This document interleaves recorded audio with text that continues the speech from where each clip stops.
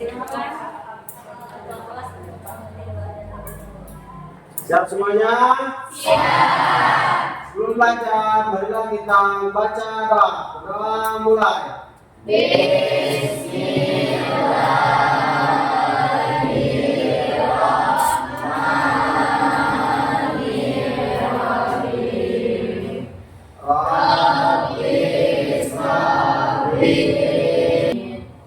Beri salam kepada ibu guru yang ada di depan. Waalaikumsalam warahmatullahi wabarakatuh.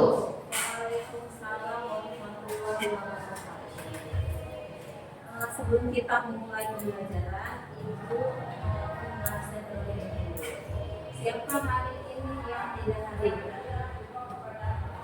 Ada temannya yang tidak hadir? Ada. Siapa? Agnes. Sebelum kita memulai materi hari ini, Ibu akan menanyakan sebelum kalian ya, apa mesti ingat atau tidak. Materi sebelumnya apa? Materi apa? Pengelolaan potensi geografis Indonesia. Oke. Dari pengelolaan itu kita punya potensi ya. Sekarang coba dilihat bukunya coba. Kita waktu itu mempelajari tentang posisi apa? Strategis Indonesia. Posisi strategis Indonesia yang dilihat dari letak astronomis, geografis, geologis. Jadi pertemuan sebelumnya yaitu membahas tentang posisi strategis Indonesia yang dilihat dari letak astronomis, kemudian yang kedua ada letak geografis, dan yang ketiga ada letak geologis. Nah, dari posisi geografis itu ada kelebihan atau tidak? Dari posisi strategi. Kalau astronomis yang dilihat dari garis dan garis bulu. Kalau misalnya letak geografis itu dilihat dari apa? Relatif. Letak bisa dikatakan sebagai letak relatif atau dilihat dari posisi geografi. Dari posisi strategis Indonesia, ternyata ini ada potensinya. Ya. Nah, kenapa Ibu bahas ini? Karena ini ada kaitannya dengan materi yang akan kita bahas hari ini, yaitu materinya potensi sumber daya alam Indonesia. Itu kira-kira berhubungan tidak dengan posisi strategis Indonesia? Nah, jadi materi yang akan kita bahas hari ini yaitu potensi sumber daya alam Indonesia. Kita menjelaskan tujuan dari pembelajaran hari ini.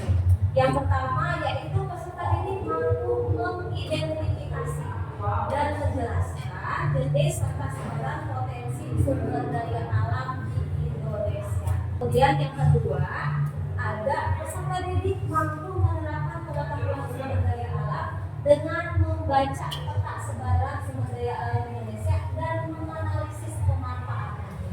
Kemudian dari pembelajaran ini Ibu punya teknik penilaian. Teknik itu cara penilaian Ibu itu ada dua.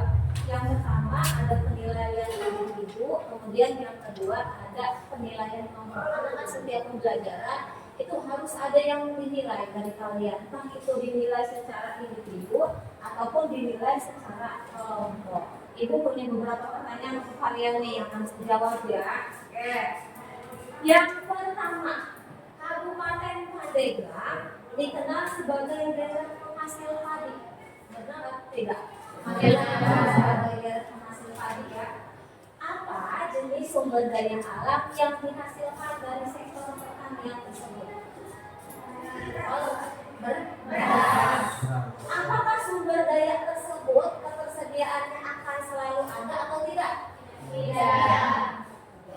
tidak? Beras. Beras itu akan padi atau beras itu akan selalu ada atau tidak? Bisa ada, bisa tidak? Bisa. Kalau misalnya ada, itu harus ada prosesnya. Ada prosesnya. Dibudidayakan atau ditanam kembali. Oke, berarti si padi ini termasuk ke dalam sumber daya alam yang ketersediaannya akan selalu ada ketika ada proses lagi atau padi ditanam kembali. Kemudian yang kedua, banyak daerah di Banten memiliki potensi wisata alam seperti pantai dan hutan. Pantai dan hutan kita punya tidak? Bagaimana strategi dalam mengelola pantai dan hutan ini agar bisa dimanfaatkan untuk kebutuhan hidup manusia? Gimana caranya? Jadi kita punya potensi pantai dan hutan, tapi kita dikelola dan dikelolanya itu bisa memanfaatkan kebutuhan hidup kita. Gimana caranya? Pantai dan hutan ini. Kalau pantai dikelolanya dari segi apa? Potensi wisata. Berarti kalau pantai dikelolanya harus seperti apa nih? Kalau pantai, kita misalnya contoh punya pantai itu dikelola tidak sama pemerintah daerah. Contohnya apa? Pantai apa? Pantai apa? Tanjung Lesung. Itu dikelola atau tidak? Dikelola. Bagaimana cara mengelola pantai Tanjung Lesung tersebut untuk kebutuhan kita? Misalnya apa? Merawat, atau kita misalnya apa lagi? Menjaga, terus apa lagi? Atau misalnya kita bisa jadi di sana kita ada aktivitas gitu ya. Contohnya apa? Kalau ada wisata pantai misalnya, kita ngapain di sana? Nah, sebelumnya ibu punya video yang di sini menggambarkan tentang sumber daya alam. Lalu, ya, lalunya adalah asing sih bagi kita.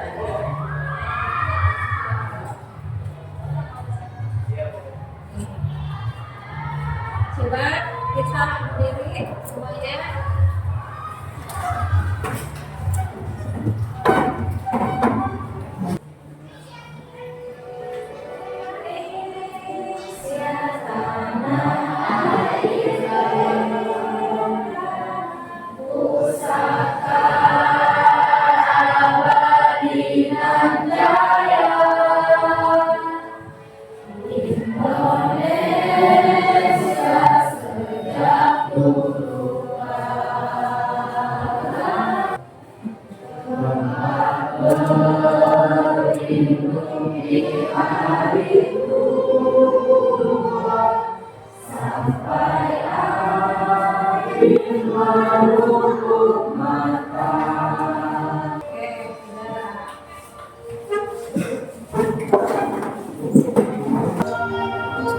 Potensi gas alam di Indonesia sangat banyak.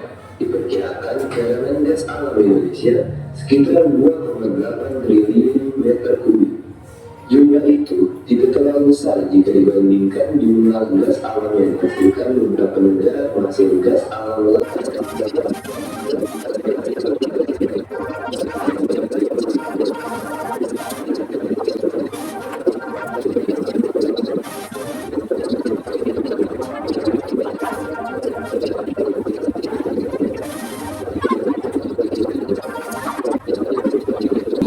Tahun 2014.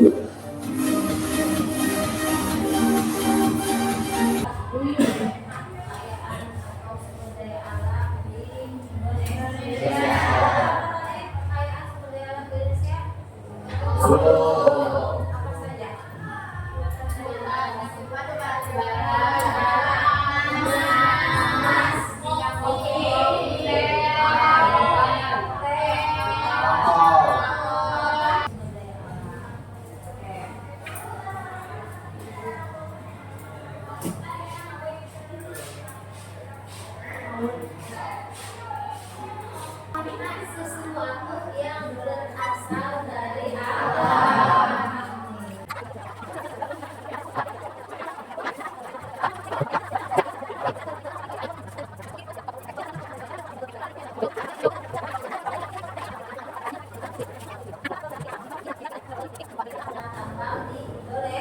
Indonesia.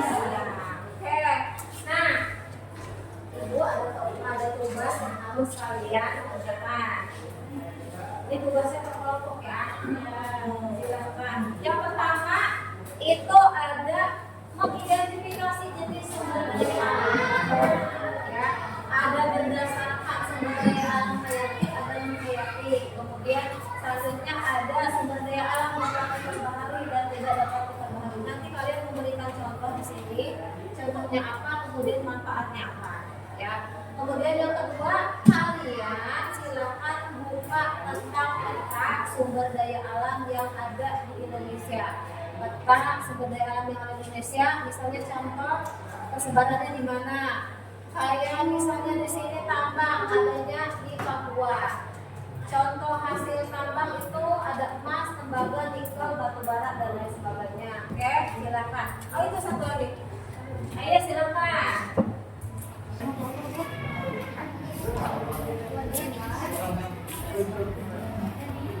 Mengidentifikasi jenis sumber daya alam di Indonesia. Misalnya sumber daya alam hayati itu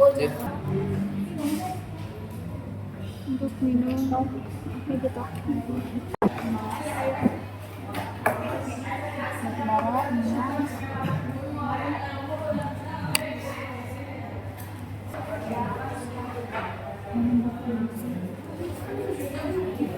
tentang tugas ini.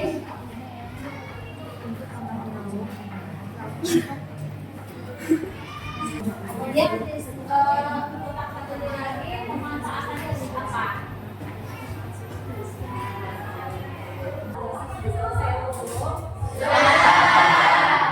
Siapa yang mau presentasi duluan? Assalamualaikum warahmatullahi wabarakatuh. Waalaikumsalam warahmatullahi wabarakatuh. Saya dan rekan-rekan saya dari kelompok 1 akan membacakan ulang mengenai materi yang sudah kami catat, yaitu dari jenis sifat pemanfaatan sumber daya alam.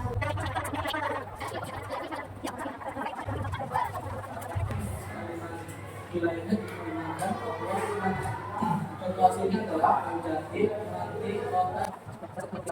Assalamualaikum warahmatullahi wabarakatuh. Waalaikumsalam warahmatullahi wabarakatuh. Ada yang ditanyakan? Ya. Bu, air kan tidak bisa diperbarui. Gimana sih kita kalau air itu habis? Oke.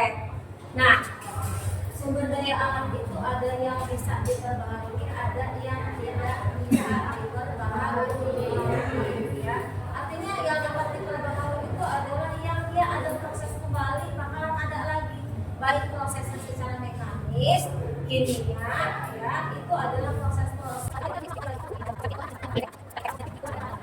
Oh, ada yang mengumpulkan tentang pembelajaran hari ini.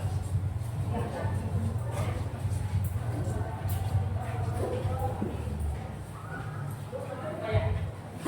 Assalamualaikum warahmatullahi wabarakatuh. Izinkan saya menyimpulkan pelajaran hari ini yaitu jenis dan sebaran potensi sumber daya alam di Indonesia, sumber daya alam hayati, sumber daya alam non hayati, sumber daya alam diperbarui dan sumber daya alam tidak diperbarui. Selanjutnya persebaran sumber daya alam. Wassalamualaikum warahmatullahi wabarakatuh.